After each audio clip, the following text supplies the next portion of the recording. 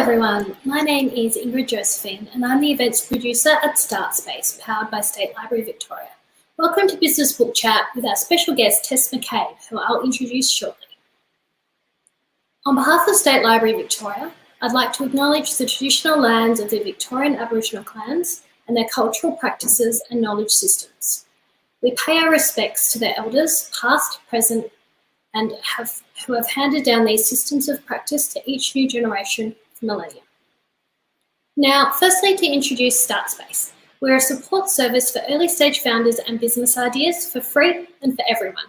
We have a range of programs to help develop your business, including talks, workshops, mentoring and networking events, as well as hot desks within the State Library Victoria at StartSpace for those who are looking for a place to work and connect in person. We also have a virtual community, which you can loop in with via our Slack channel. And whatever your background, age, industry, or experience, even if you're just starting out with an idea, we want to hear from you because we know that great ideas can come from anywhere. So find out more and join us at startspacehq.com. So next on to today's guest, Tess McCabe. Tess is a Melbourne-based graphic designer specialising in branding, website design, and book design.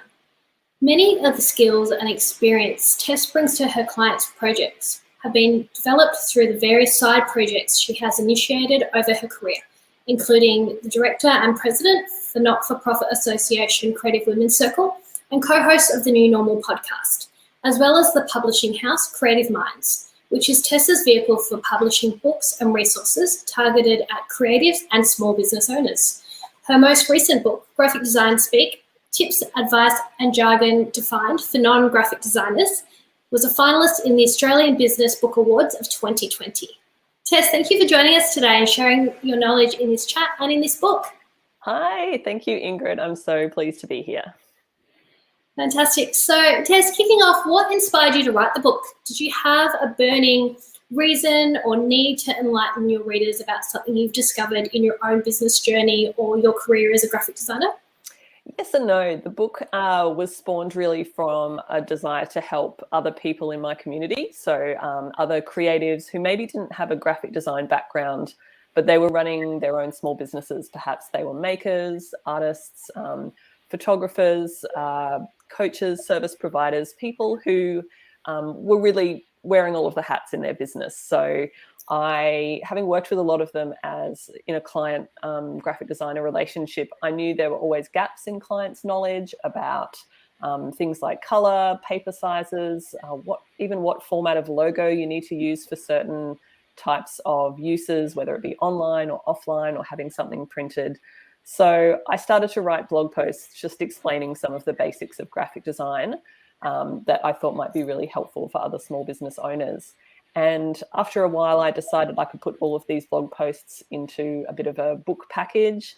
And yeah, I have revised that book a number of times over the last few years into the format that it's in now, which goes into a lot more depth about what it's like to work with a professional designer and basically how to get the most bang for your buck if you are a small business owner and you don't have a huge budget for working with a professional on the design side of things, despite it being such an important part of an overall business visual aesthetic. So in the book, you talk about the deep expertise that graphic designers have built up in their field over time. And it's not to say that these skills can't also be learnt by a business owner or any other creatives running a practice or someone just starting out on their side hustle. But a really good question you pose is, don't you have other important business sustaining things to do that only you can do as a founder? So what is your advice for critical tasks, including for design tasks, that you think business owners need to focus on and learn how to do themselves, at least in the very beginning, and which to delegate or outsource to really help their business fly in the early days? Yeah, look, I think it's an interesting thing because as small business owners, we tend to spread ourselves really thin sometimes. We tend to be the ones not only developing the product, but shipping it out if it's something physical or providing the service, but also updating the website and doing all of our social media and our marketing, and sometimes even the design side of things as well.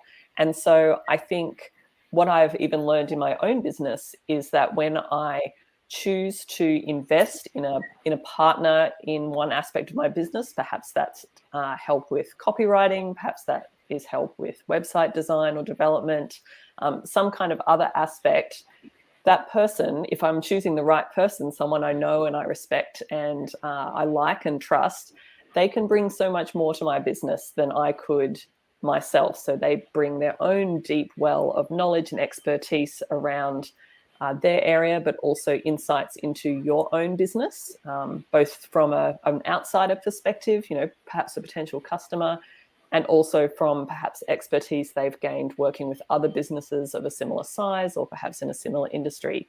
So I can, speak from experience to say that working with an external partner sometimes in one aspect of your business, in this case, perhaps with a graphic designer, you might get some insights that you would never have come up with yourself and really help to grow and propel your business forward.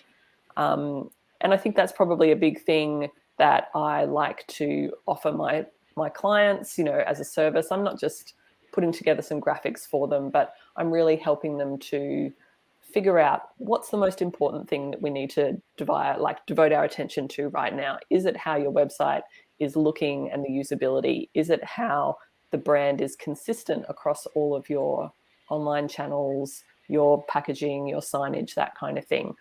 What is going to be something that communicates to your ideal customer exactly what you want them to understand about your business at a first glance and to help you stand out in that really crowded marketplace?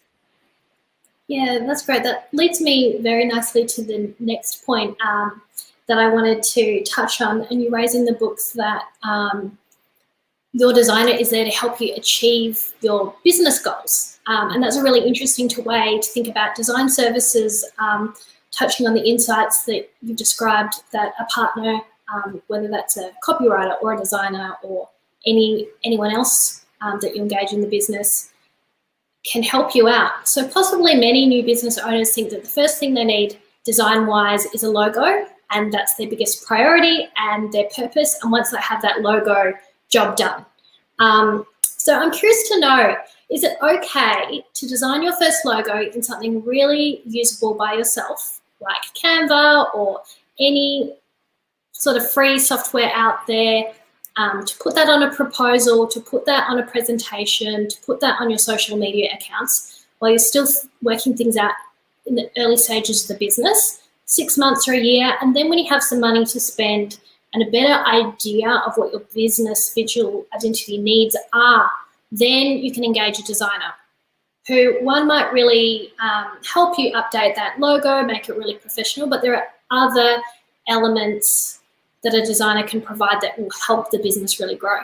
So yeah. I think it's something that I generally try to help clients think of in terms of, instead of starting with a logo or thinking that you just need a logo, actually what you need for your business is a visual language. So you need a set of, I guess, visual aesthetic signifiers that when used consistently become recognizable with your business. So the two, I guess, main things that people can start with, and it's really good to start with if you are yet to, have the budget to work with a professional to help you develop it, is color and some kind of typography. Perhaps it's your brand name that you use in a specific font all the time, and then you have another font that supports that. You could look at a lot of logos or logo types from different brands, and it really just is their name in a font, and it's used consistently all the time. Usually I would say if someone was going to go ahead and start doing their own branding to begin with, I would say pick a distinctive color that you feel works with the overall mood you want your business to have. Perhaps you're in a kind of wellness space, so you want really calming colors, or perhaps you're in a space that is making products or services that are supposed to appeal to children. So perhaps you want that color palette to be a lot brighter. You can also subvert those expectations and go, really bright for wellness and really calm for children's products. But the key, I think, at the beginning when you're doing it yourself is consistency. and making sure that you're not trying to pack too many ideas into one visual motif or one symbol or one icon. Less is definitely more in the beginning. Yeah, that's good advice.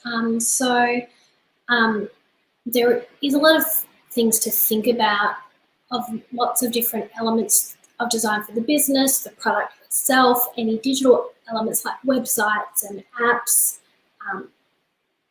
any physical collateral, maybe if you wanted to have a business card or brochures or signage. And you talk about sort of less is more, but what are the risks if you haven't taken the time to really think about all the things you need for the business and get into the nitty-gritty of that?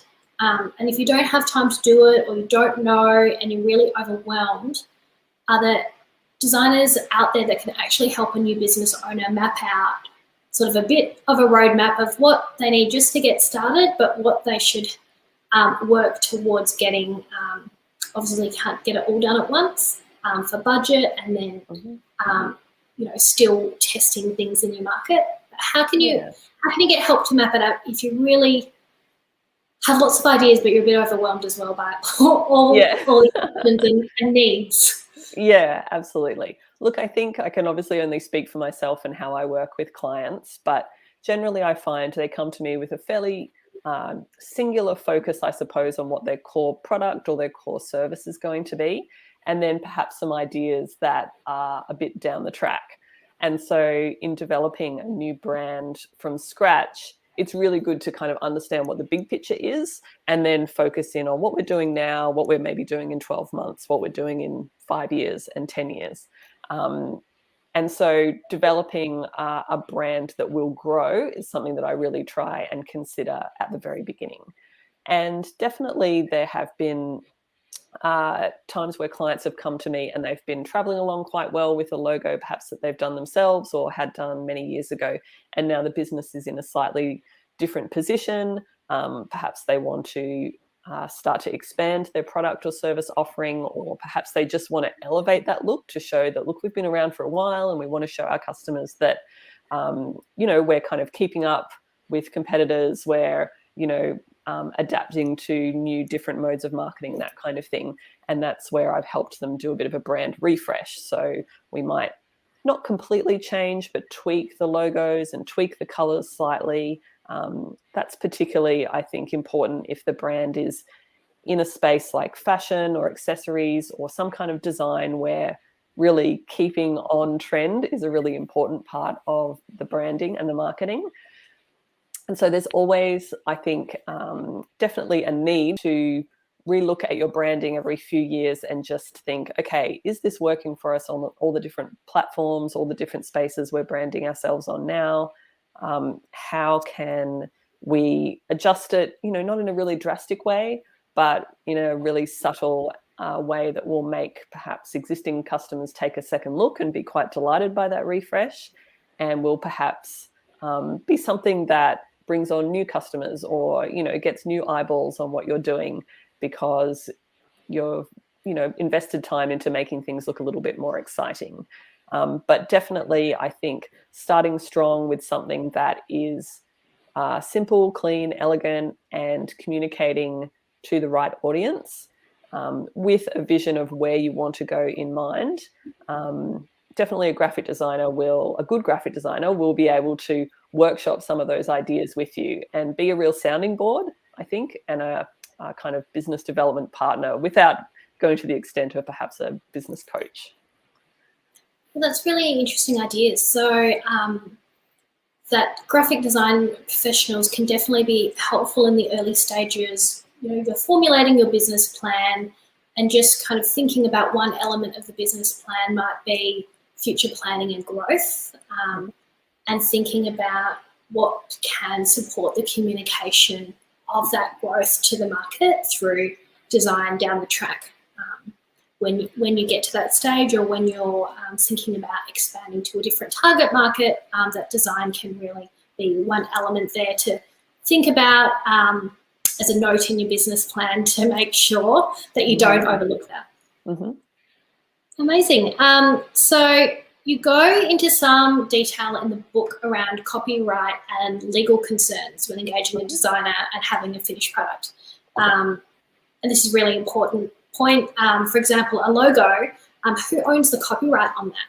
And so do you have any advice on where small business owners could go for legal advice or any further reading so they can feel confident navigating these discussions with their designer?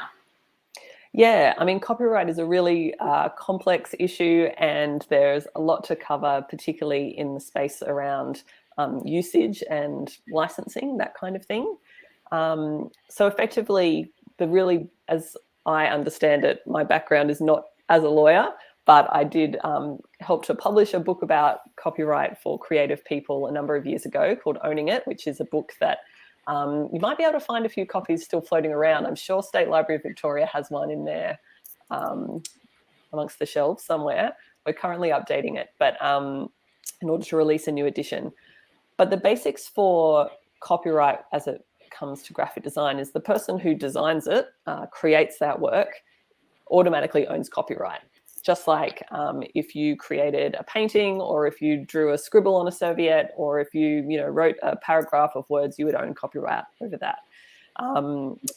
With working with brands and small businesses, I kind of have two modes of copyright ownership. The first is, the client will brief me, I want a logo for my business. I design that original logo for them, and then they have a license to use that based on, the uses that would be ordinary and reasonable. For example, you can have a printed t-shirt, for uniforms for your staff. You can put it on signage, you can put it on your website, all of that kind of thing.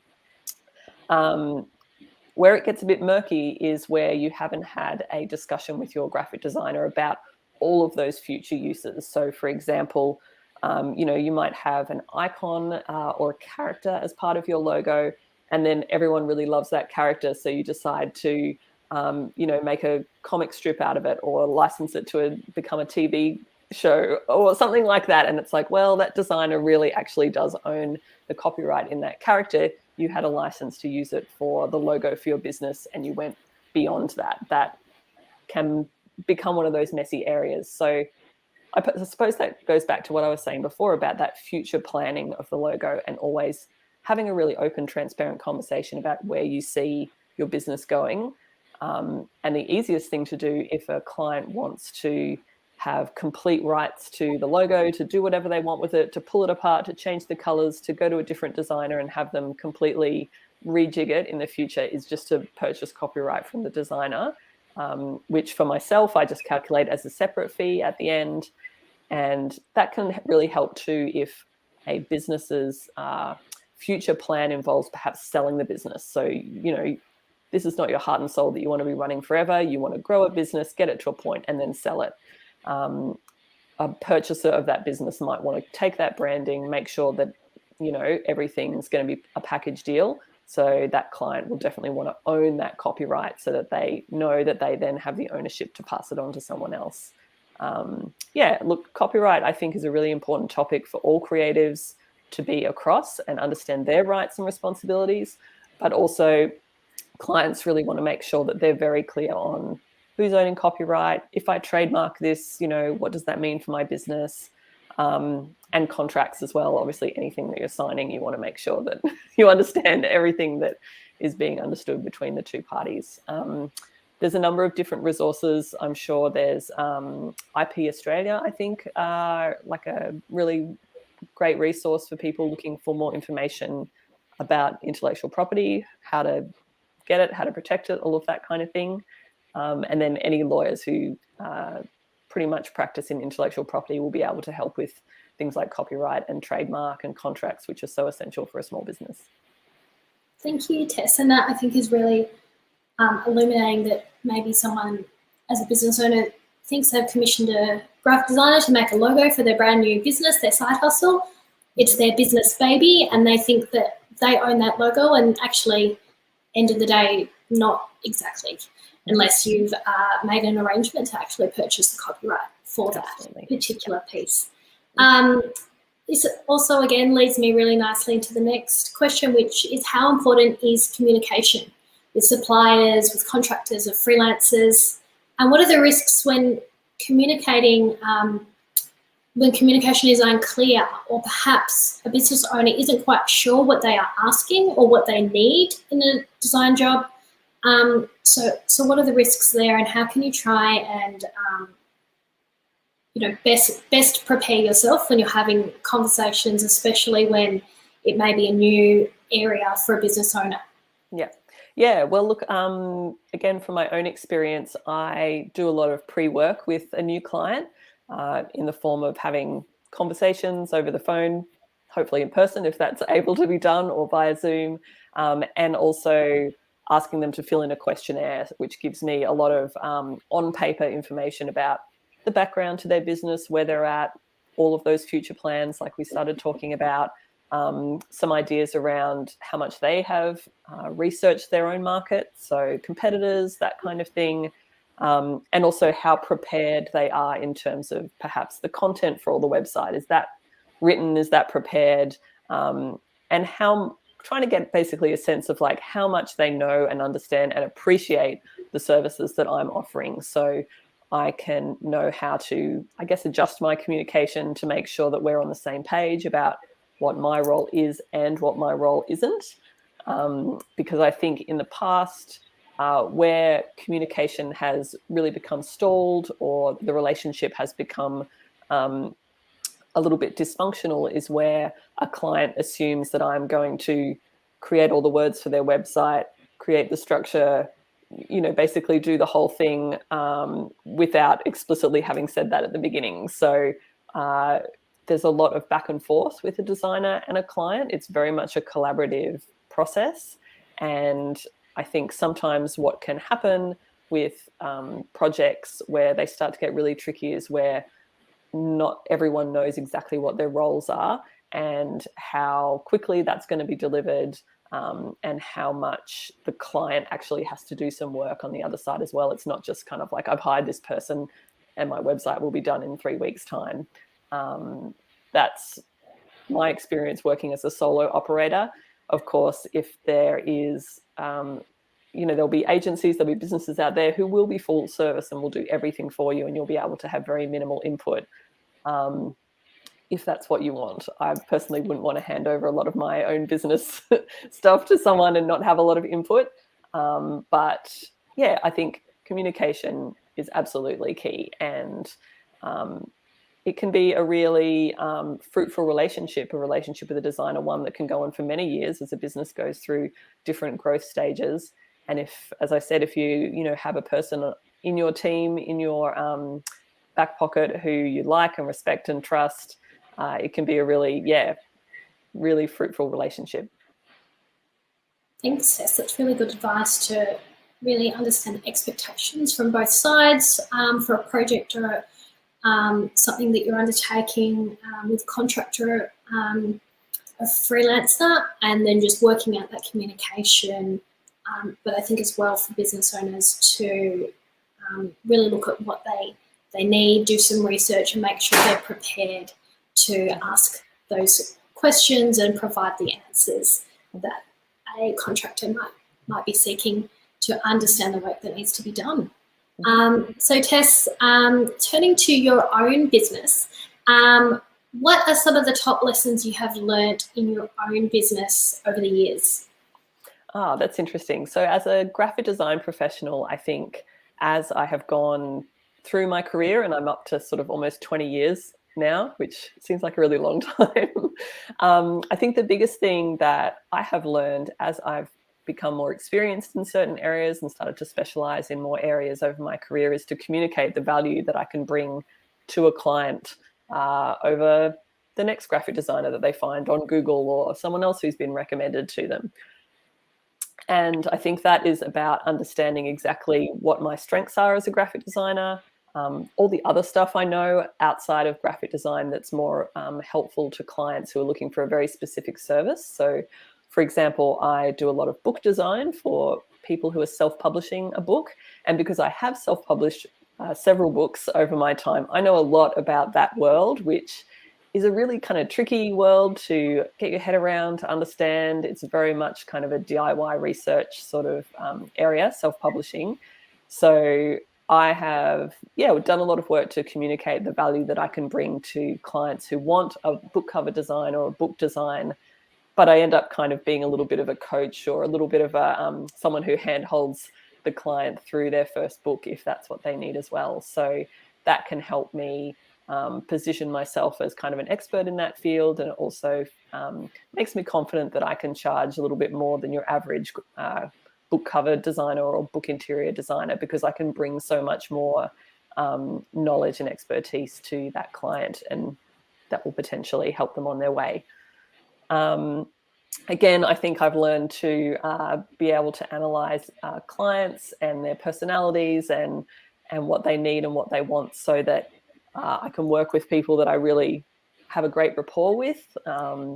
I especially really like to work with people over the long term. So, revisit their business every year, every couple of years, and help them to take it to the next step. So it's really nice to just feel like you're getting back in touch with a friend, and you're helping them out on the next stage of their business. So I've learned to, I guess, be able to communicate my own feelings and thoughts and values, and hopefully in that way attract people who I'll have a really good connection with. And I guess the last thing I've learned is just to get a deposit up front. It sounds funny, but I think a lot of time people who are self-employed sometimes are a bit nervous about talking about money. They kind of tend to devalue their work a little bit, devalue the service, and won't really like to talk about money, won't ask for a deposit up front, just wait to the end, that kind of thing. But I found it's a really prudent way to do business, to make sure that not only you've got some money up front to pay your bills and to live a lifestyle, especially on really, really long-term jobs, but also it helps to make the client feel like they're invested as well and invested in the outcome. And I think you can really see how serious a potential client is about working with you once you say, yep, it's great, we're all going to work together, and here's my deposit invoice. If it gets paid straight away, then you know that you're coming into the relationship on really equal footing. They respect you, you respect them, and you can start off a really professional relationship on the best foot forward. Yeah, great, Tess. And lastly, what is the number one piece of advice that you'd like to give to business owners out there from the perspective of a design professional? Oh, I think it probably goes back to what I was saying earlier. Don't try and do it all at once.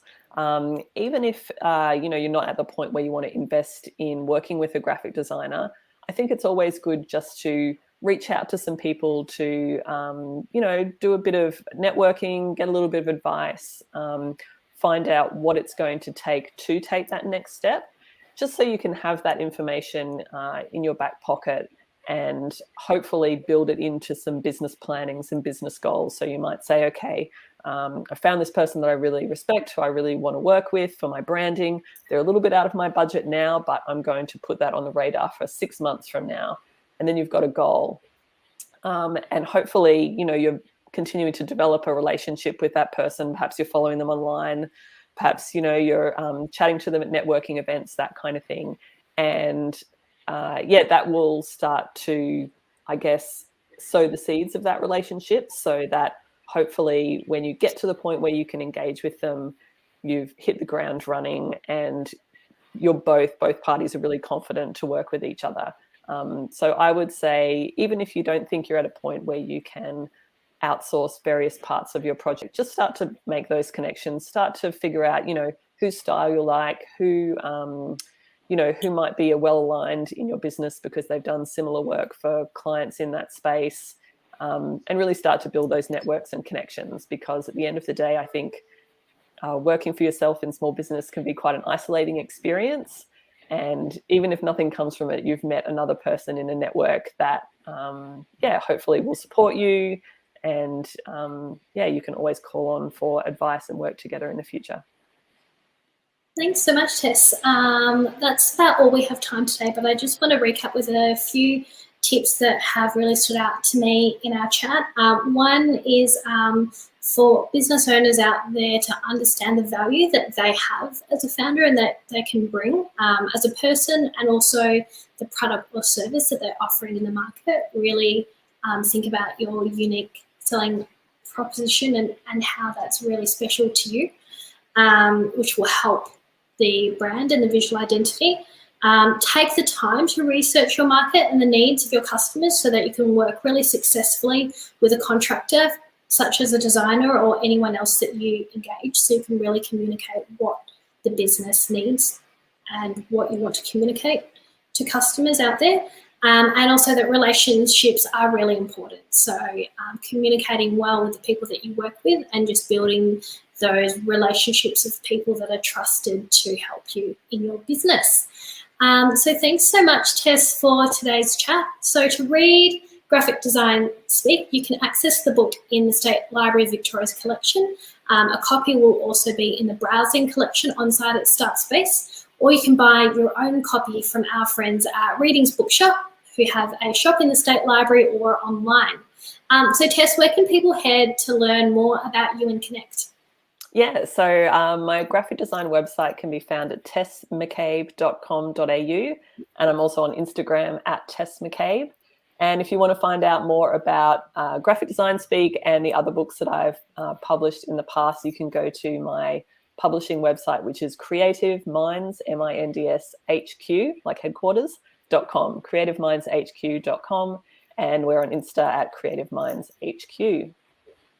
Wonderful. Thank you so much, Tess. We appreciate you sharing with us today and creating this helpful resource for those starting out with side hustles and building early stage businesses so they can get to grips with some essential basic graphic design knowledge. So thanks again, Tess. Those out there in the audience, please give Tess a virtual round of applause. Thank you. Thanks so much.